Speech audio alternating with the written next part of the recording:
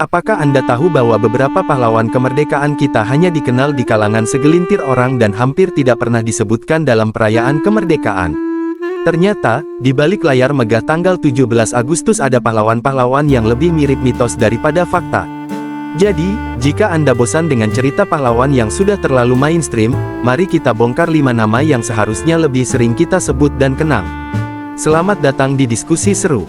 Di tengah kilau perayaan kemerdekaan, ada pahlawan-pahlawan yang seperti diletakkan di pojok gelap sejarah, mungkin karena mereka lebih memilih berjuang daripada mencari sorotan.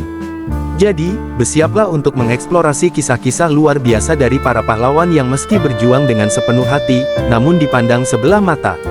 Langsung saja, kami paparkan, mari diskusikan. 1. Sultan Syahrir, sang diplomat ulung yang terlupakan. Di tengah hiruk-pikuk perjuangan Indonesia, ada Sultan Syahrir, sang diplomat ulung yang lahir di Padang Panjang pada tanggal 5 Maret tahun 1909. Sebagai Perdana Menteri pertama Indonesia, Syahrir berperan penting dalam memperjuangkan pengakuan internasional dan membentuk dasar negara kita. Pendiri Partai Sosialis Indonesia ini lebih memilih diplomasi daripada perang. Namun, dalam sorotan sejarah yang sering lebih suka mengangkat aksi heroik di medan perang, Syahrir seakan menghilang dalam bayang-bayang. Menghabiskan sisa hidupnya di pengasingan, ia menjadi contoh bagaimana seorang pahlawan diplomat yang berjuang untuk kemerdekaan justru terabaikan dalam catatan sejarah. 2. Tan Malaka, visioner revolusi yang terasing. Tan Malaka, lahir di Nagari Pandam Gadang pada tanggal 2 Juni tahun 1897, seakan menjadi karakter dari novel epik revolusi. Bayangkan seorang tokoh yang berkeliling dunia dengan visi revolusioner seperti seorang jagoan film. Ia menulis Nar the Republik Indonesia, menuju Republik Indonesia, meramalkan kemerdekaan jauh sebelum kita benar-benar merdeka. Dengan karisma dan ide-idenya yang cemerlang, Tan Malaka bagaikan protagonis berjiwa besar yang menyulap mimpi revolusi menjadi kenyataan. Namun, bukannya mendapatkan panggung besar, namanya seringkali terbenam dalam kabut sejarah. Mungkin Tan Malaka memang ditakdirkan menjadi lebih terkenal setelah kematiannya. Ia ditembak mati pada tahun 1949, kesan tragis dan misteriusnya membuatnya mirip dengan tokoh fiksi yang tiada tanding. Mimpi revolusi berakhir dengan legendanya sendiri. 3. A.A. Maramis, diplomat ekonomi yang terlupakan.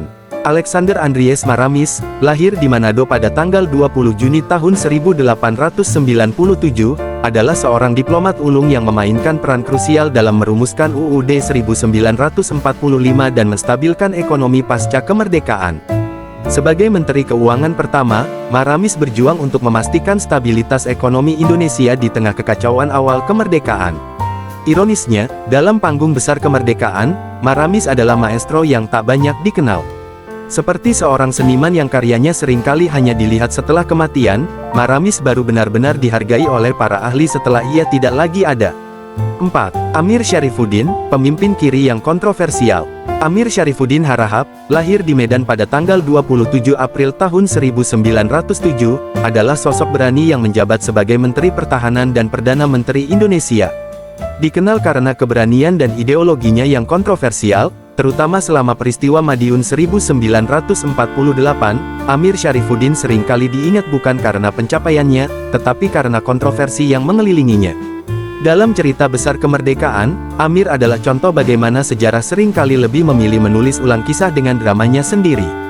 Meski banyak yang menghormatinya, Amir terjebak dalam bayang-bayang peristiwa yang membuatnya menjadi salah satu pahlawan yang terlupakan dalam sejarah. 5. Dr. Supomo, arsitek hukum negara. Prof. Mar. Dr. Supomo, lahir di Sukoharjo pada tanggal 22 Januari tahun 1903, adalah sosok di balik Undang-Undang Dasar 1945, yang menciptakan fondasi hukum Indonesia. Dengan ide-idenya yang menggabungkan hukum barat dan adat, Supomo adalah visioner yang merancang dasar hukum negara. Namun, perannya seringkali terabaikan karena ia lebih memilih bekerja di belakang layar daripada tampil di depan publik. Seperti seorang arsitek yang membangun pondasi tanpa banyak sorotan, Supomo berdiri sebagai pilar yang mendukung negara, meskipun jarang mendapat pengakuan yang layak. Dan begitulah, kita menguak kisah para pahlawan kemerdekaan Indonesia yang terlupakan. Mereka adalah contoh sejati dari pahlawan yang tidak selalu mendapatkan pujian, tetapi memberikan segalanya untuk kemerdekaan yang kita nikmati hari ini. Mari kita kenang mereka dengan cara yang layak mereka terima, karena penghargaan sejati tidak pernah memudar. Jangan lupa untuk like, subscribe, serta bagikan video kami agar tidak ketinggalan diskusi menarik lainnya hanya di channel kami Diskusi Seru. Ingat, dalam setiap lembar sejarah, selalu ada pahlawan yang menunggu untuk diceritakan kembali. Sampai jumpa di episode berikutnya.